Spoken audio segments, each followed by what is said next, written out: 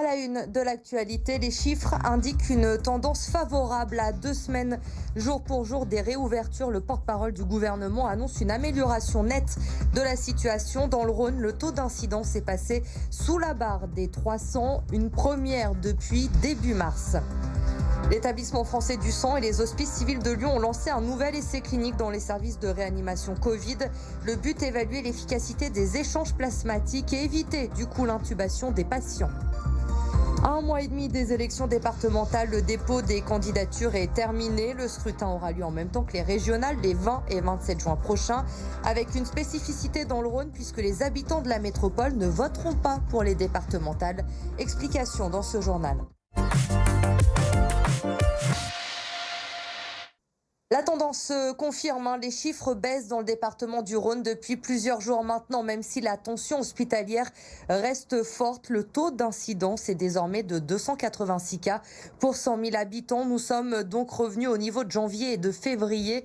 Le taux de positivité est également en baisse, des chiffres encourageants donc à 2 semaines maintenant de la deuxième étape du déconfinement qui prévoit, je vous le rappelle, les réouvertures des terrasses, des commerces ou encore des lieux de culture. Écoutez à ce sujet Gabriel Attal, le porte-parole du gouvernement. Nous pouvons le dire aujourd'hui, les indicateurs laissent apparaître une amélioration nette de la situation sanitaire. En une semaine, le nombre de nouveaux cas détectés a baissé de près de 20% et nous atteignons aujourd'hui des niveaux similaires à ceux que nous avons connus en termes d'incidence entre janvier et début mars. Vendredi, quand le président de la République s'est exprimé et a indiqué, communiqué sur le calendrier de réouverture, 8 départements avaient encore un taux d'incidence au-dessus des 400 pour 100 000 habitants. Il n'y en a aujourd'hui plus un seul et si nous maintenons nos efforts, le 19 mai sera donc bien une réouverture nationale des terrasses, des commerces, des lieux de culture et de sport. Le gouvernement qui mise également sur l'accélération de la campagne de vaccination pour pouvoir faire ces réouvertures. Dans le Rhône, nous avons franchi la barre des 400 000 personnes ayant reçu une dose de vaccin, un chiffre qui va augmenter encore dans les prochains jours avec notamment la nouvelle opération coup de poing au Groupama Stadium. C'est la 3e en un mois. Objectif, vacciner 14 000 personnes sur 4 jours. Le Groupama Stadium qui devrait devenir un centre permanent à partir du 15 juin. Lucie Nolorgue. Le coup d'envoi de cette nouvelle journée de vaccination au Groupama Stadium a été donné par tous les acteurs de cette campagne, présidents de région, préfets, représentants des pompiers, de l'agence régionale de santé. L'opération est un succès, impossible d'obtenir une place au dernier moment. Tous les créneaux ont été pris d'assaut en 24 heures. Benoît faisait partie de ces chanceux qui ont dégoté un rendez-vous sur Doctolib. Il fallait faire son devoir. Il faut que ça s'arrête et la vaccination, c'est important, donc je suis là. C'est la 3e fois qu'une telle campagne se tient dans le stade. À chaque nouvelle édition, l'affluence augmente. On sent que de plus en plus que les gens sont motivés et ont envie, on sent un engouement plus important effectivement des personnes et qui attendent leur tour pour se faire vacciner. Après une phase de test, le centre de vaccination devrait être ouvert tous les jours à partir du 15 juin. On a expérimenté, là, ça fait la 3e fois qu'on fait cette opération coup de poing. Ça nous a permis effectivement de caler notre organisation, de la huiler et de faire en sorte d'avoir une qualité de service qui soit excellente. Et donc les grands centres ont vocation à compléter les autres centres de vaccination existants, plutôt de proximité, pour toucher aussi un public qui n'a pas forcément effectivement la possibilité la semaine d'aller dans un centre à proximité de chez soi. Donc voilà, le grand centre est ouvert le week-end et il est ouvert un peu plus tard, donc on touche une cible supplémentaire. Dans le Rhône, 22% de la population a déjà été vaccinée contre le Covid, c'est plus que la moyenne nationale. Et si des échanges de plasma pouvaient permettre d'éviter d'intuber les patients qui développent des formes graves du Covid, c'est en tout cas l'objet de l'essai clinique qui a été lancé par l'établissement français du sang d'Auvergne-Rhône-Alpes et par les hospices civils de Lyon. Les explications avec Mélanie Ferreira. L'essai clinique s'appelle Covidep. Il est basé sur une procédure que pratique l'établissement français du sang depuis 25 ans. L'échange de plasma, une technique simple qui pourrait aider les patients atteints d'une forme grave de Covid-19.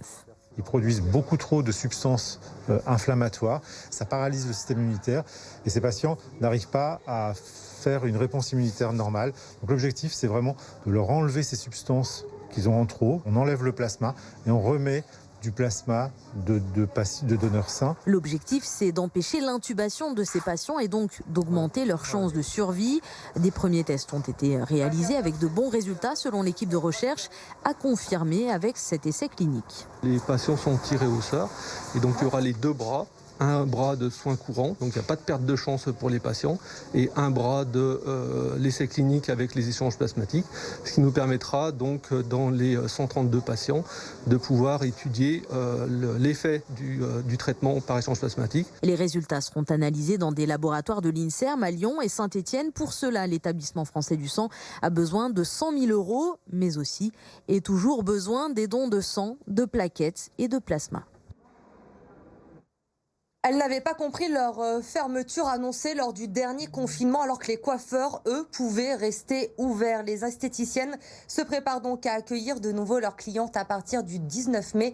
Et vous allez le voir, le protocole sanitaire a été renforcé. Maïva Komsi. C'est la nouveauté pour cette reprise. Pour éviter d'attendre en institut, cette chaîne sans rendez-vous a mis en place un système d'alerte par SMS. Nos clients pourront venir s'enregistrer et repartir.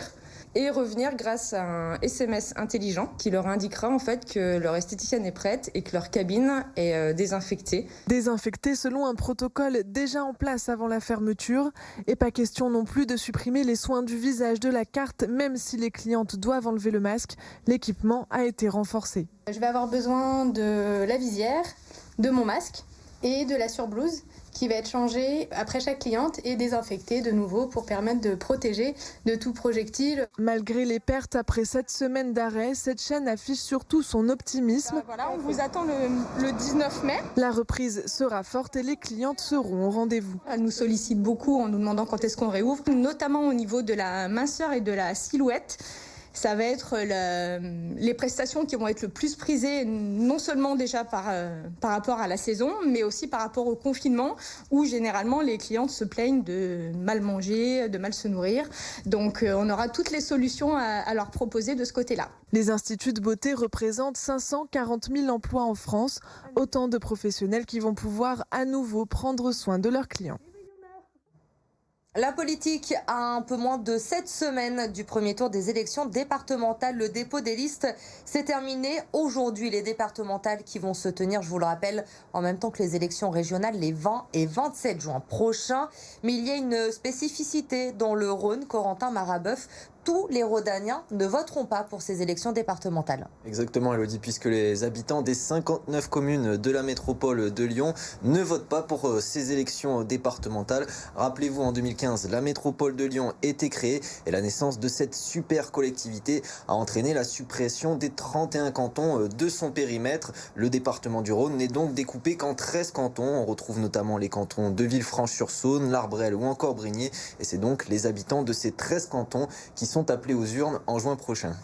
Et comment vont se passer justement ces élections départementales ? Pour les élections départementales, on vote pour un binôme obligatoirement composé d'un homme et d'une femme. C'est ce qu'on appelle un scrutin binominal majoritaire. 2 conseillers départementaux par canton sont élus, ce qui donne donc 26 conseillers pour le Rhône. Et pour être élu au premier tour, un binôme doit obligatoirement recueillir au moins 50% des voix, mais en plus recueillir au moins un quart des voix des électeurs inscrits. Si aucun binôme n'est élu au premier tour, les binômes évidemment arrivés en tête au premier tour se qualifient pour le second tour. D'autres peuvent également rallier le second tour s'ils ont obtenu un nombre au moins supérieur ou égal à 12,5% des électeurs inscrits. Et petite précision pour ces élections départementales, la fusion entre 2 tours de certaines listes est interdite. Et pour être complet ce soir, Corentin, sur ces élections, est-ce que vous pouvez nous rappeler pour terminer les compétences du conseil départemental ?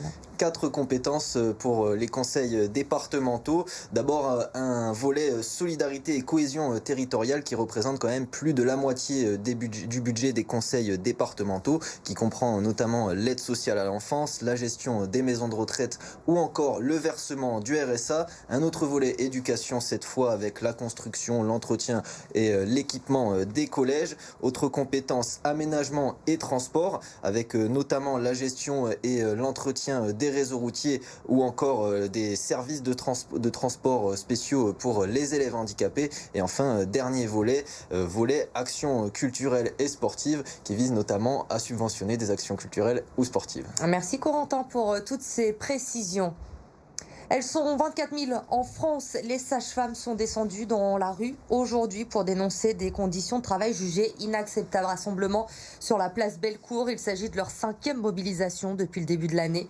Elles demandent plus de reconnaissance et de valorisation. Écoutez Alexandra Berthet au micro de Robin Pical. On est toujours oubliés des instances, mal connus. Nos compétences sont méconnues. Donc du coup, ça donne un flou auprès du public. Ça donne un flou aussi auprès de nos collègues, tout simplement.